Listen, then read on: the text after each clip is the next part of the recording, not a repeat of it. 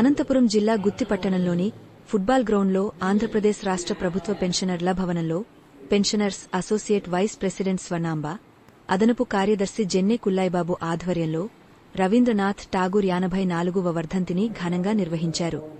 ముందుగా రవీంద్రనాథ్ ఠాగూర్ గారి చిత్రపటాలకు vice president Swarnamba, అదనపు కార్యదర్శి జెన్నె కుల్లాయిబాబు పూలమాలలు వేసి నివాళులర్పించారు.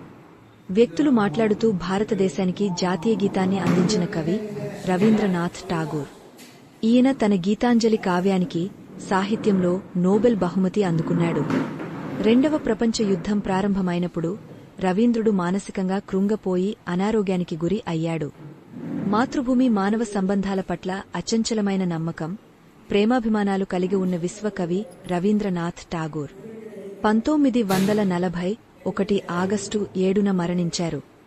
ఆయన రాసిన జాతీయ గీతం భారతమాత గురించి ఇంగ్లీష్ ధోరణి కీర్తిస్తూ రాశారని అభిప్రాయం చాలా మందిలో ఉంది అని అదనపు కార్యదర్శి జెన్నె కుల్లాయిబాబు తెలిపారు.